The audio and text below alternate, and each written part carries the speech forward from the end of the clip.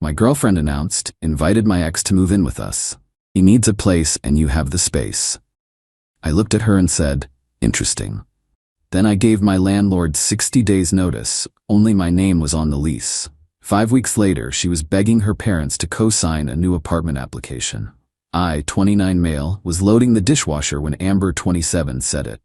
Tuesday night, 8:43 p.m. We'd been together 18 months, living in my apartment for the last 7. Kyle's lease fell through. Kyle, her ex from college, the one who'd been texting her more and more lately. The one she swore was just a friend despite him calling her babe in texts I'd accidentally seen. That sucks for Kyle. Yeah, so I told him he could take your spare room, just until he gets back on his feet.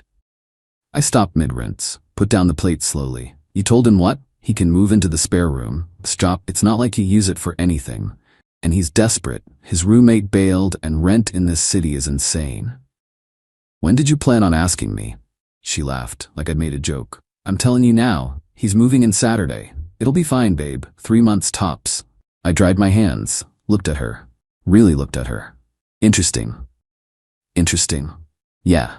Interesting choice. It's not a choice, it's helping a friend. You're not going to be weird about this, right? Nope, not weird at all. She smiled, kissed my cheek. See? I knew you'd get it. You're the best. Went to take a shower. I pulled out my phone and texted my landlord, Greg. Hey man, giving you the required 60-day notice. I'll be moving out when the lease ends. Let me know what you need from me. He responded in under 5 minutes. Sorry to lose you. You've been a model tenant. I'll start showing it in a few weeks. Want to be there for viewings? Nah, you're good. Whatever works. Started scrolling through apartment listings. Found 4 possibilities before Amber got out of the shower. Saturday. Kyle showed up at 11 a.m. with a U-Haul. I helped him carry boxes like nothing was wrong. Amber kept giving me these grateful looks. Thanks for being cool about this, man, Kyle said, dropping a box in the spare room. Amber said you might have an issue, but you seemed chill. Temporary situation, right? Oh yeah, totally. Few months max, get some cash together, bounce. Amber made lunch. We all ate together. She sat between us on the couch, her body angled more toward Kyle than me. Interesting. That first week, small things. Kyle's gym bag by the door, his protein powder taking up half the kitchen counter, his beard hair in the bathroom sink. Babe, can you ask Kyle to clean up after himself? I said Wednesday night. He's going through a lot right now. Cut him some slack. I'm just asking for basic cleanliness. You're being controlling. Controlling. For wanting someone to clean their own beard hair out of my sink. Second week, it escalated. Got home from work Tuesday to find Kyle's friends in my living room. 4 dudes I'd never met, beers everywhere playing my PlayStation. Hey man, hope you don't mind, Kyle called from the kitchen, just having a few guys over. It was 6 p.m. on a Tuesday. I had work in the morning. How long you guys staying? Not late. Maybe midnight. They stayed until 2 a.m. I had a meeting at 8. When I mentioned it to Amber, God, you can't expect him to just sit in his room all the time. He's allowed to have a social life. In my apartment? Our apartment, she corrected. Check the lease. She went quiet. Third week. Thursday night, got home to find my leftovers gone. The salmon I'd bought specifically for dinner, the rice I'd meal prepped, the vegetables I'd chopped that morning. Kyle was on the couch. Oh dude, was that yours? My bad. I'll get you back. That was dinner, Kyle. Yeah, sorry. I was starving after my workout. There's probably a pizza place nearby. Amber walked in. What's wrong? Kyle ate my dinner. She sighed. It's food. Order something. Don't make it a thing. I made that food this morning for tonight. And he ate it by mistake. Let it go. I ordered pizza. Ate it alone in my room. Started apartment hunting more seriously. The real kicker came week 4. Wednesday. Left work early with a migraine. Walked into my apartment at 2 p.m. Found Amber and Kyle on my couch, her legs across his lap, his hand on her thigh, both of them laughing at something on her phone. They jumped when they saw me. Babe, you're home early. Migraine. Kyle stood up quick. Yeah, I should go make some calls. Job stuff. Disappeared into his room. Amber came over, tried to kiss me. I moved my head. You okay? Fine. You seem upset. Do I? If this is about... It's about my head. I'm going to lie down. Got a text from Greg that night. Got someone interested in the place. Want to show it Saturday at noon. You still don't need to be there? Go ahead. Saturday morning. Let's go out for brunch, I suggested. My treat. Amber's eyes lit up. Really? Yeah. Then maybe hit some stores. Make a day of it. Kyle invited himself, of course, took them to a place across town. Long brunch, took our time, drove to some shops, kept checking my watch. 11:50. Good. We got back around 1:30 p.m. Amber stopped at the building entrance. Why is there a lockbox on our door? Is there? Yeah, and a for rent sign. Kyle pointed. In the window too. Huh. Weird. Got inside. Amber was already texting Greg. Watched her face go from confused to white to red. You gave notice. I did. When? 4 weeks ago. 4 weeks. You're moving? You're leaving? And you didn't tell me? Didn't think I needed to ask permission. It's my lease. Kyle stepped between us. Dude, what the hell? What? Amber's voice was shaking. Where are we supposed to go? Don't know. You've got 5 weeks to figure it out. 5 weeks? That's not enough time. Was enough time for you to find this place originally. Should be enough now. This is different. We live here. Together. No, I live here. You stay here. Your name's not on anything. She pulled out her phone, actually called Greg right there, speaker on. Greg, hi, this is Amber. There's been a mistake. No mistake, Amber. He gave proper notice. I have new tenants signed already. But I live here. I have rights. You're not on the lease. I'm sorry, but legally you have no claim to the apartment. This is insane. The lease ends in 5 weeks. You'll need to be out by then. I'm sorry. She hung up, stared at me like I'd grown a second head. I cannot believe you did this. Funny, I said the exact same thing when you told me Kyle was moving in. That's not the same. It's exactly the same. You made a unilateral decision about my space. I made one about my lease. Kyle tried to play peacemaker. Look, man, I think we all just need to calm down. I'm extremely calm. I found a new place, gave proper notice, and I'm moving. That's it. Amber's voice went up an octave. Where am I supposed to live? Again, not my problem. You've got 5 weeks. Better start looking. Update 1. The next week was spectacular. Amber immediately called every friend she had. The apartment hunt started. Turns out the rental market is brutal when you make $2,600 a month and have $800 in savings. Most places wanted first month, last month, and security deposit. That's close to $7,000 minimum. She had maybe $1,200 total. Kyle was worse. Between jobs apparently meant unemployed for 8 months. His bank account had $340. They tried finding a place together. Went to viewings as potential roommates. Applications rejected within 24 hours. Amber's entitlement went into overdrive. Monday morning, before work, you need to co-sign for us. Excuse me? Kyle and I found a place. 2-bedroom, decent neighborhood, but we need a co-signer. I laughed. Actually laughed? You want me to co-sign an apartment for you and your ex-boyfriend? You have good credit? Stable income? We can't get approved without help. The answer is no. Just like that, enthusiastically no, emphatically no, no in all languages. You're gonna watch me become homeless? You're not gonna be homeless. You're gonna figure it out. Like an adult. She slammed the door on her way to work. Tuesday, Amber's best friend Liz started texting me. What you're doing to Amber is disgusting. I'm moving out of my apartment. You know she can't afford a place. You're ruining her life. She ruined our relationship. We're even.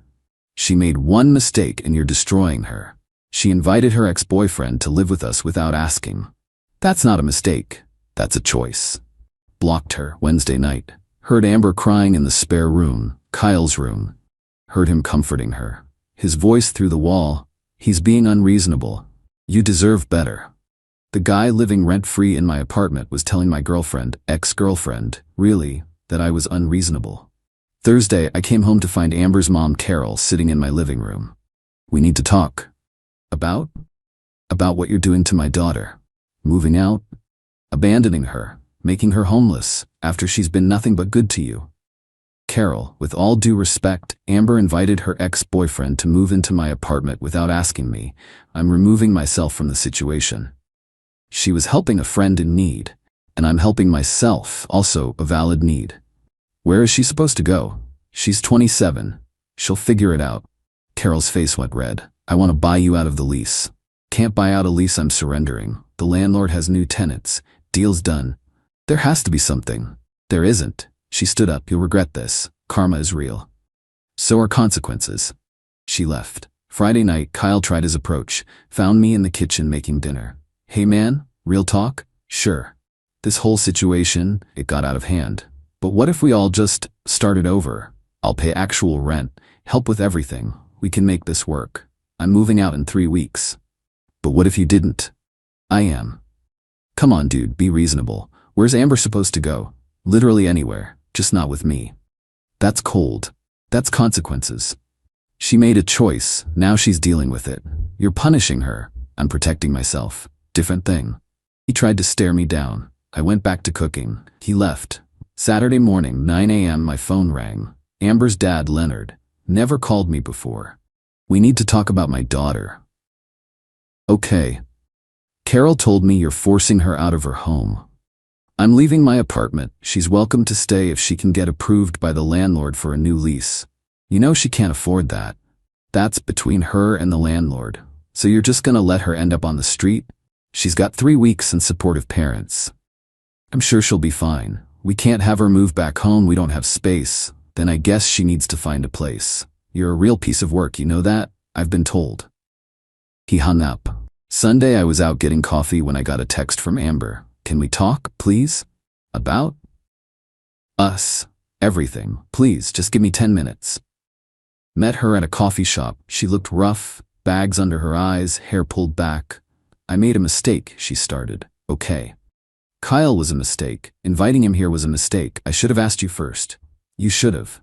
I'm asking you to reconsider, please. Don't move out. I'll make Kyle leave. It'll just be us again. No. Please. Amber, it's not about Kyle living there anymore. It's about what inviting him showed me.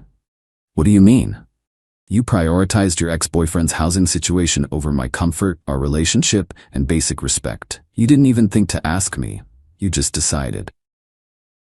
I said I was sorry, and I accept your apology, but I'm still moving. So that's it? We're done? We were done the second you said Kyle was moving in. I just made it official. She started crying. I don't know what to do. I can't find a place. I can't afford anything. My parents won't help if Kyle's involved. I'm drowning. Then let go of Kyle and figure it out. He has nowhere else to go. Neither do you, apparently. Priorities. I left her there. Update 2. 2 weeks left. The desperation reached new heights. Monday, I came home to find mail opened on the counter. My mail. Credit card offers, bank statements. Who opened my mail? Amber came out of her room. That was me. Why? I was looking for your credit report. I need your information for the apartment applications. You need my what? Your income, your credit score. Some places let you use a guarantor's information. I'm not your guarantor, but you could be. If you just... I opened your mail. That's a federal crime. Don't be dramatic. I was just trying to get out. What? Get out of my apartment now. Take Kyle with you. Come back with Carol and Leonard to get your stuff tomorrow. You're done here. You can't kick me out. I have 2 weeks. Watch me. You committed a federal crime. I could call the cops right now, or you can leave voluntarily.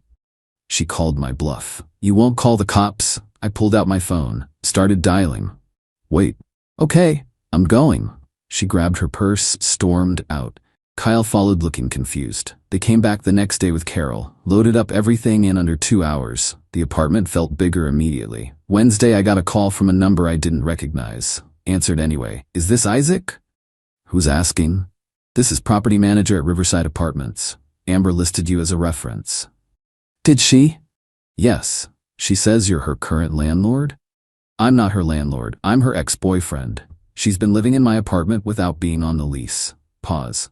So you can't verify her rental history? I can verify she's never paid rent to me or anyone else, if that helps. That does not help. Thank you for your time. They hung up. Amber called me 30 minutes later, screaming, You sabotaged my application. I told the truth. You told them I don't pay rent. You don't. You never have. You're destroying my life. You're destroying your own life. I'm just not fixing it for you. Thursday, 1 week left. Greg called. Hey, heads up. Amber's been calling me trying to negotiate taking over your lease. Would you tell her? That I already have tenants signed, and she doesn't qualify anyway, but she's persistent. Called 3 times today. Sorry about that. Not your problem. Just wanted you to know she's trying every angle. Friday night. Heard noise outside my door around 11 p.m. checked the peephole. Amber and Kyle in the hallway with Liz and some other friends. They were planning something. Heard Liz, "If his name's the only one on the lease, can't you claim squatter's rights?"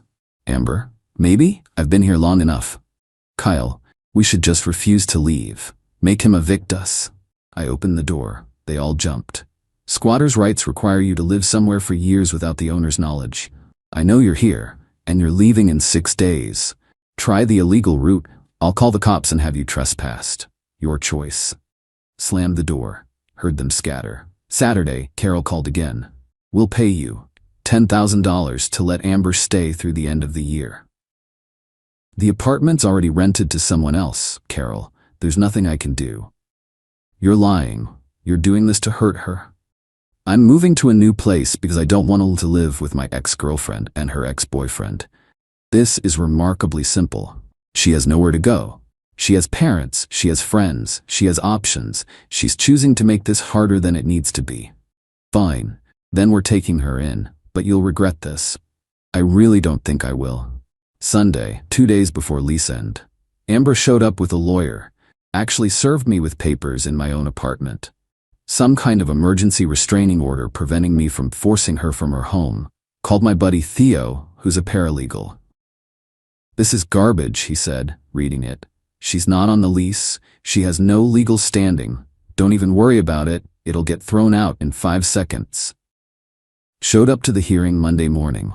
Judge read the filing, looked at my lease, looked at Amber.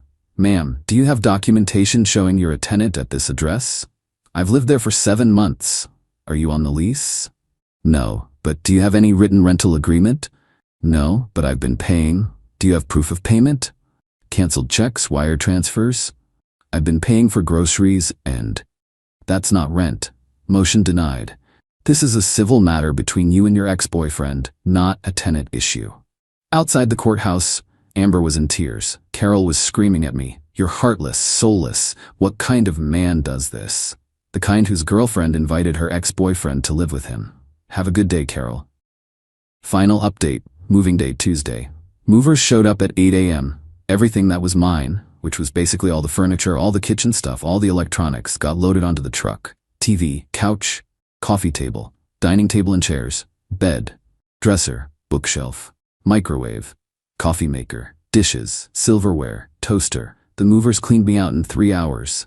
Amber stood in the empty apartment looking shell-shocked. "You're taking everything? Everything I bought? Yeah. What am I supposed to sit on? Sleep on? Not my problem." Not my problem." Kyle emerged from his room, stopped dead seeing the empty space. "Dude, seriously?" "Seriously." Did a final walkthrough with Greg. He nodded approval. "Place is in great shape. I'll mail your security deposit. Full amount, no deductions." "Appreciate it, Greg. Sorry about all the drama. You handled it well. If you ever need a reference, I'm happy to provide one." Shook his hand, walked toward my car. Amber followed me to the parking lot. "Where are you even going?" "New place. 1 bedroom, better neighborhood, better building. Only $200 more than I was paying here." Her face went pale. "You could afford that the whole time?" "Yep." "Then why?" "Why did I live here? Because the lease was fine and it was close to work." "Why am I leaving?" "Because you made it unbearable." "I made a mistake. I admitted that. Why can't you forgive me?" "Because forgiveness doesn't mean I have to keep living with the consequences of your choices. You wanted Kyle here. Now you've got him. Figure it out together." "We can't find anything. Every application gets rejected. My parents won't help with him around. I don't know what to do." "Sounds like Kyle might be the problem then. He has nowhere else to go." "That's really not my concern." Got in my car. She stood there looking lost. Kyle was on his phone in the parking lot, probably already calling another friend to crash with. Started the engine, drove away. Didn't look back. The fallout was predictable. Amber ended up moving back in with Carol and Leonard. They have a strict no guests policy, which means Kyle couldn't visit. She lasted 3 weeks before Carol started charging her $800 month rent. Last I heard through mutual friends, she's still there, working retail, complaining about how unfair life is. Kyle bounced between friends' couches for about 6 weeks before his parents wired him money to come home. He's back living in his childhood bedroom at 31. Amber tried to maintain the relationship long distance, but he ghosted her after 2 months. Carol and Leonard. Carol blocked me on everything. Leonard sent one email saying I ruined his daughter's life, and he hoped I was proud of myself. I am, actually. Liz in the friend group. Lost about 4 casual friends who thought I was cruel. Kept the real ones who understood boundaries. Worth the trade. The new apartment is incredible. 1 bedroom. Top floor. Huge windows. Actually updated appliances. Got new furniture, stuff I actually like. Set everything up exactly how I want it. Started seeing someone about 2 months after moving. Michelle, pharmacist, has her own place, incredibly clear about boundaries and communication. Told her the whole story on date 3. She invited her ex to move in without asking? Yep. And somehow you're the bad guy? According to her, yeah. She shook her head. People really think actions don't have consequences. They really do. 6 months later, ran into Amber at a restaurant, couldn't avoid it. She was the hostess. Hey, she said quietly. Hey, awkward pause. You look good. Thanks, you too? Another pause. I'm sorry, she said, for all of it. I was selfish. I didn't think about how you'd feel. I just assumed you'd be okay with it because I don't know. I was an idiot. Yeah, you were. Do you think we could ever? No, not even. I'm seeing someone, and even if I wasn't, the answer would still be no, she nodded. Right, of course. Well, I hope you're happy. I am. Good, that's good. She seated my party. Michelle looked at me curiously after. Ex? The ex? The one who invited the other ex to move in? That's the one. Yikes. Yeah, you dodged a bullet there. I really did. Got a text from Greg about 8 months after moving out. Wanted to let me know Amber had contacted him multiple times, asking for my forwarding address or phone number. He never gave it to her. Figured you'd want to know. Also, those new tenants I got after you? Nightmares. You were seriously the best tenant I've ever had. Let me know if you ever need a reference. Save that for future use. The revenge, if you can even call it that, wasn't elaborate. No schemes, no public humiliation, no destroyed property. Just pure, simple consequences. She made a decision that showed me where I ranked in her priorities. Below her ex-boyfriend's housing needs, I made a decision to remove myself from the situation. Legally, properly, with full notice. Everything I did was completely by the book, and somehow that made it more satisfying, because there was nothing she could argue, no authority to appeal to, no angle to work, just reality meeting entitlement, and reality won. Still in my apartment. Still with Michelle, still zero regrets. The best revenge isn't dramatic. It's just living better without them.